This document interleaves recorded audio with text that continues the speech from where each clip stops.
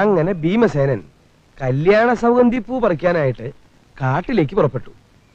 കാടും പടലും അടിച്ചു വൃത്തിയാക്കിക്കൊണ്ട് അങ്ങനെ നടക്കുമ്പോ ഒരു വയസ്സം കുരങ്ങൻ വഴി മുടക്കിക്കൊണ്ട് അങ്ങനെ കിടക്കണു. എന്തിനാ? ഭീമനെ പരീക്ഷിക്കാനായി. സോറി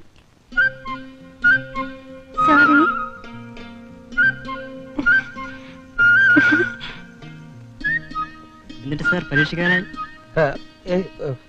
എങ്കിലും ചന്ദ്രിക ലോകമല്ലേ പങ്കില മാനസർ കാണുകില്ലേ. ഹേയ്, എങ്കിലും ചന്ദ്രിക ലോകമല്ലേ പങ്കില മാനസർ കാണുകില്ലേ. ഹേയ്, എങ്കിലും ചന്ദ്രിക ലോകമല്ലേ. ചന്ദ്രിക ഇത് ലോകല്ലേ?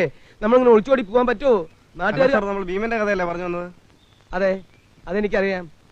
ഭീമൻ നിന്റെ വല്യമ്മയുടെ മോനൊന്നല്ലോ. ഇരിക്കടാ കാശുവണ്ടി മോറൻ.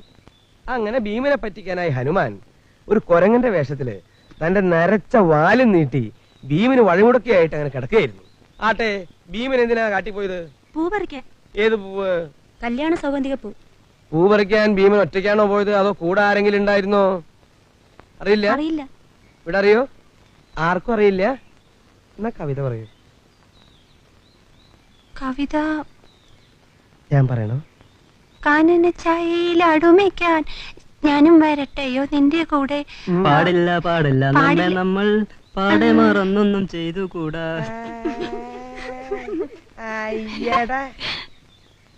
നിനക്കൊക്കെ രണ്ട് പോത്തിനെ മേടിച്ചിട്ട് പാടത്ത് പൂട്ടാൻ പൊക്കൂട മലമങ്കി. Silence, silence. ഇതെന്താ ക്ലാസ് റൂമോ അത് ചന്തപ്പരയോ? ശരിയായിട്ടുള്ള ഉത്തരം പറയൂ കുട്ടി. പൂ പറിക്കാൻ പോയപ്പോ ഒറ്റയ്ക്കാണോ പോയത്, അതോ തോഴിമാരാരെങ്കിലും ഉണ്ടായിരുന്നോ? ഉണ്ടായിരുന്നു മാഷേ. ആരാ? സിന്ധു സുമതി ഒക്കെ കൂടെ ഉണ്ടായിരുന്നു. കറക്റ്റ്.